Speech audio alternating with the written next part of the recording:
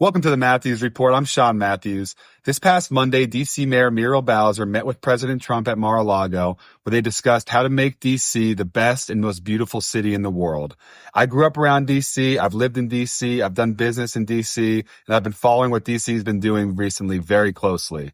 On today's report, I'm going to give you 5 easy steps that can be taken to once again make D.C. one of the best cities in the world. President-elect Donald Trump met with D.C. Mayor Muriel today. Mayor Bowser just released a statement within the last hour calling the meeting great. She said they spoke about making D.C., quote, the best, most beautiful city in the world. Number 1, the federal government needs to immediately return all of its workers back to their offices in the city.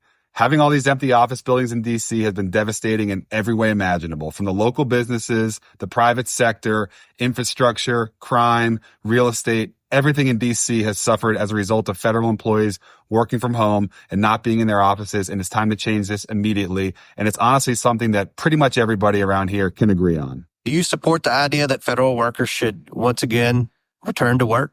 I absolutely support that. It's not often you hear Republicans and Democrats agreeing, but we heard that in D.C. this week. Turning workforce would also impact whether restaurants can stay open, how Metro performs, and whether tourists can enjoy the nation's capital. If you like what I'm doing, or if you don't like what I'm doing but still listen to me, please subscribe, turn on notifications, and help me get my channel off the ground. Now, back to the report. Number 2, the homeless encampments in D.C. need to be dealt with and removed immediately.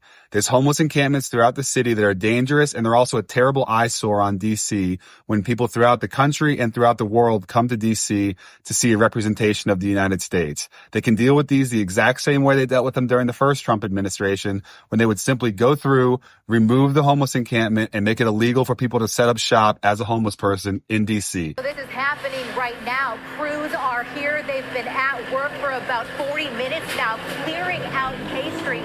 We're on one side of K Street. If you look across on the other side, that is now completely cleared.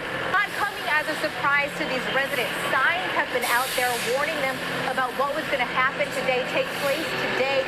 These signs have been up since January 2nd, so about 2 weeks now, as well as outreach groups from the city have been coming here, knocking on tents, talking to different individuals who live here, letting them know today what's happening. Number 3, we need to actually start prosecuting criminals in D.C. There's all these phony stats out there that crime has gone down in D.C. and crime has gotten better, and it hasn't. We're just not prosecuting the crime. So police officers are going out, putting their lives on the line, making an arrest, and then it goes away. We want to zero in on a fact that got a lot of attention today. More than 2/3 of criminal cases that end up in the U.S. Attorney's Office are never prosecuted. More than 2/3 and the people arrested just go free. The issues go beyond just the police making an arrest and the problem just goes away. Sometimes the charges go away. According to their own data, last year, in 72% of misdemeanor arrests and in 52% of felony arrests, the U.S. Attorney's Office declined to prosecute the cases the cops brought them. Number 4, we need to get rid of this stupid Initiative 82 that requires restaurants and service industries to pay a tipped minimum wage of over $10 per worker. It's totally crippling small businesses' ability to hire workers, and it's also affecting the service, okay? If you've been out in D.C. in the past couple of years, the service has gotten worse. Not all, but many of the places have worse service now because workers are getting a minimum wage of $10 and don't have to work as hard for the tips. They got to get rid of Initiative 82 immediately. Labor costs are also likewise up. Those labor costs seem to have hit every bar and restaurant on 18th Street. The D.C. Council passed an escalating tipped minimum wage increase that hit $10 an hour this summer. Turned the economics on their head with one vote. But yeah, it's been tough. Like we've seen it all over the city. According to the Restaurant Association of Metropolitan Washington's survey, it also hit workers.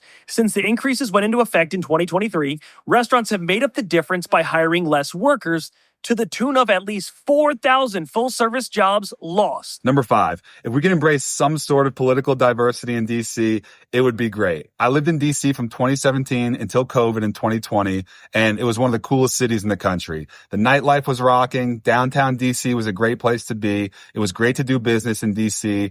People were moving to D.C. from all over the place, and people got along for that 3-year period of time pretty well. You could be a Trump supporter, you could hate Trump, and we all coexisted pretty well. well and had a great time for 3 years there. All that's happened since the Biden administration's come in is everybody's left. 90% of my friends from D.C. during that period of time don't live in D.C. anymore. And good luck being in D.C. in the past 4 years and saying you're a Trump supporter. If we could all just get along a little bit, D.C. could go back to being one of the best cities in the country. Politics is tough, and it's many cases not a very nice world, but it is a nice world today. And my last one is a bonus, but we need to clean up the disgusting water supply in D.C. My next report on the Matthews Report is dealing with the water supply in many places in this country, how bad it is, and what you can do to protect yourself. As far as D.C. goes, I love this city. I want to see it be great. I want to see it be safe. I want to see the people of D.C. do extremely well. Please let me know in the comments where I'm wrong. Let me know where you disagree with me, and let me know what else we can do to make D.C. the best city in the country. Thank you for listening to the whole Matthews Report. I'll see you again soon. I really appreciate all of you.